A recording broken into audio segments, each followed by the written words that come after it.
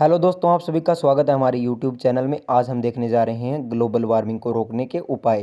तो देखिए, global warming को कैसे रोकेंगे। पहले टॉपिक है ऊर्जा क्षमता और संरक्षण। मतलब जो ऊर्जा की क्षमता है उसको हमें संरक्षित करना है, ऊर्जा को सही ढंग से लगाना है, सही ढंग से काम में लेना है, उसको व्यर्थ नहीं करना है। यही ऊर्जा संरक्षण होता है। तो आवश्यकता अनुसार ऊर्जा की खपत कम करने की ऊर्जा करने को क्या कहते हैं? हम ऊर्जा संरक्षण कहते हैं। मतलब जितनी ज़रूरत है उतनी ऊर्जा को हम खपत करेंगे, उससे ज़्यादा ऊर्जा को खपत नहीं करेंगे। यही ऊर्जा संरक्षण है। ऊर्जा का कुशल रूप से उपयोग करेंगे। सर्दियों में जैसे कि कम हीटिंग करके कमरे को गर्म करना, हीटर से कमरे को हम गर्म करते हैं ना, तो उसमें हीटिंग कम कर दीजिए। और कार का कम उपयोग कीजिए, तो उससे ऊर्जा का संरक्षण होगा। ये ग्लोबल वार्मिंग का नियम कह रहा है। इसके बाद में आता है ऊर्जा क्षमता के लिए ऊर्जा के उत्पादों में ऐसे सुधार किए जाते हैं जिससे ऊर्जा की खपत कम हो सके। मतलब जो ऊर्जा के उत्पाद है ना, जिससे हम ऊर्जा प्राप्त कर रहे हैं, उनके अंदर ऐसे सुधार कर दो कि ऊर्जा की खपत ही कम हो जाए। उदाहरण के लिए कम विद्युत खर्च में फ्लोरोसेट ट्यूब का प्रयोग करना। फ्लोरोसेट लाइट ट्यूब होती है जो रोशनी उत्पन्न करती है, जैसे कि हमारे घर में बल्ब होता है वैसे ही होती है। उससे क्या होता है, रोशनी तो उतनी होगी लेकिन ऊर्जा की खपत कम हो जाएगी। क्या हो जाएगी? ऊर्जा की खपत कम हो जाएगी। रोशनी तो उतनी की उतनी ही रहेगी। पारंपरिक बल्ब जो है ना, वो ऊर्जा ज़्यादा लेता है। इसके अलावा अगर बात करें आधुनिक ऊर्जा कुशल उपकरणों की, जैसे कि फ्रिज हो गया, फ्रीजर हो गया, ओवन हो गया, कपड़े धोने की, कपड़े सुखाने की मशीनें हो गई।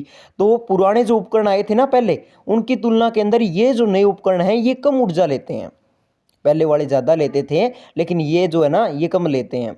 वर्तमान ऊर्जा कुशल रेफ्रिजरेटर पारंपरिक मॉडल की तुलना के अंदर कम ऊर्जा का उपयोग करता है। ये जो नया रेफ्रिजरेटर है ना, ये पुराने से ज़्यादा मतलब बेहतरीन है। क्यों है? क्योंकि ये ऊर्जा का कम उपयोग कर रहा है। पहले वाले में ज़्यादा ऊर्जा होती थी, ज़्यादा ऊर्जा खपत करते थे, और अब वाले क्या हैं, ऊर्जा कम लेते हैं, काम उतना ही है।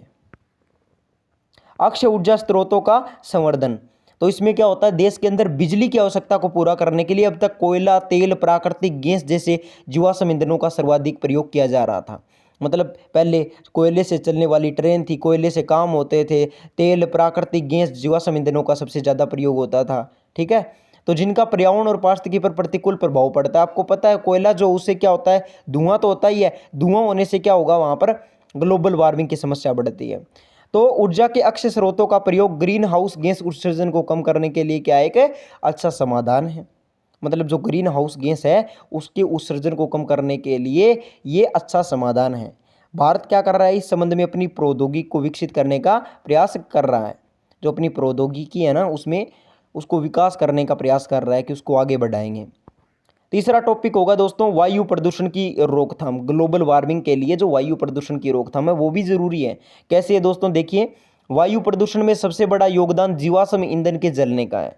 क्योंकि जीवाश्म ईंधन जलता है तो उससे क्या होगा, धुआं होगा। कार्बन डाइऑक्साइड CO2 उससे निकलती है, जो कि ग्लोबल वार्मिंग की समस्या को बढ़ाती है। अब इसमें दिया हुआ है, अतः औद्योगिक प्रतिष्ठानों में परिवहन में ऐसे ईंधन का उपयोग हो जिससे हवा में विषाक्त पदार्थों का प्रवेश कम से कम हो। मतलब ऐसे हम ईंधनों का उपयोग करें जिससे कि हवा के अंदर विषाक्त पदार्थ जो हैं, मतलब जो जहरीले पदार्थ है, जो धुआं है, इनका उपयोग प्रवेश कम से कम हो। मतलब ग्लोबल वार्मिंग ना बढ़े। भारत द्वारा शहरी प्रदूषण को कम करने के लिए करने के उद्देश्य से वाहनों द्वारा प्रदूषण के स्तर को निर्धारित कर दिया गया है। ठीक है। प्रदूषण बीमा बनता है ना, वो तो वही जो चीज़ है, ये ग्लोबल वार्मिंग को कम करने के लिए किया गया है इंडिया में। परिवहन के रूप में ईंधन के रूप में इस्तेमाल हाइड्रोकार्बन के स्थान पर अनुकूल ईंधन के प्रयोग पर बल दिया गया है कि हाइड्रोकार्बन के स्थान पर अनुकूल ईंधन का प्रयोग करो। ईंधन के कई विकल्प है। कैसे हैं? प्राकृतिक गैस CNG जो होती है ना, संपीड़ित प्राकृतिक गैस, और इथेनॉल, बायोडीजल, बैटरी चालित वाहन। ईंधन कुशल वाहनों के कारण दिल्ली और कई बड़े शहरों के पर्यावरण में काफ़ी सुधार हुआ है। क्योंकि आपको पता है दिल्ली और जो बड़े शहर है वहाँ पर ग्लोबल वार्मिंग की समस्या ज़्यादा है, तो उसके लिए वहाँ पर सुधार किए गए हैं। क्या सुधार किए गए हैं? प्राकृतिक गैस, इथेनॉल, बायोडीजल, बैटरी चालित वाहन और ईंधन कुशल वाहनों के कारण ऐसे शहरों में फायदा हुआ है। भारत सरकार ने कोयले के स्थान पर पेट्रोल का उपयोग करने में उद्योगों को बढ़ावा दिया कि आप कोयले का उपयोग ना करो, आप पेट्रोल का उपयोग करो। क्यों किया गया है? ताकि ग्लोबल वार्मिंग की समस्या को कम किया जा सके, वैश्विक ऊष्मन को कम किया जा सके। कई दशकों से पेट्रोल और गैस के प्रयोग में उदारीकरण की नीति अपनाई गई है।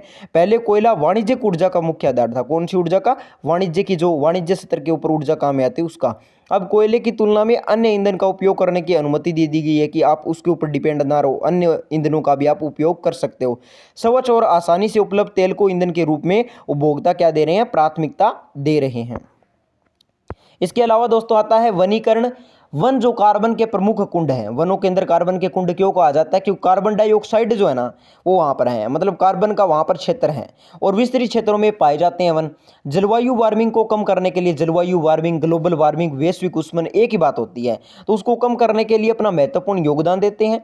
वह हवा में कार्बन डाइऑक्साइड अवशोषित करके ग्रीन हाउस गैसों की बड़ी मात्रा को दूर भी करते हैं और इस कारण वनारोपण और वनीकरण अंतर्राष्ट्रीय जलवायु परिवर्तन योजनाओं में क्या किए गए हैं दोस्तों, शामिल किए गए हैं और वनों को बढ़ाने से ग्लोबल वार्मिंग को रोका जा सकता है, वैश्विक ऊष्मन जो है उसको रोका जा सकता है।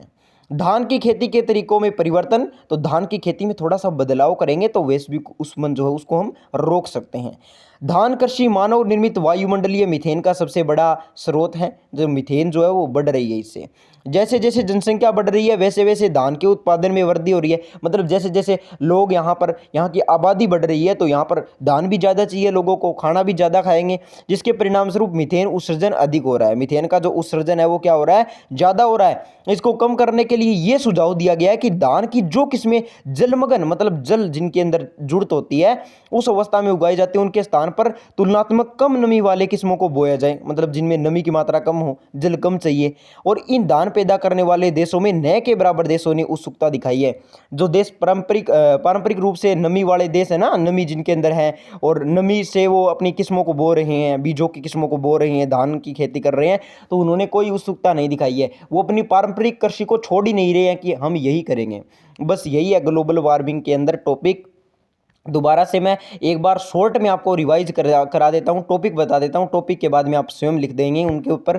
तो ग्लोबल वार्मिंग को कम करने के लिए ऊर्जा क्षमता का संरक्षण करना पड़ेगा, अक्षय ऊर्जा स्रोतों का संवर्धन करना पड़ेगा, वायु प्रदूषण की रोकथाम करनी पड़ेगी, इसके अलावा वनीकरण मतलब वन लगाने हैं और धान की खेती के तरीकों में परिवर्तन करना है। ये चीज़ें हैं दोस्तों।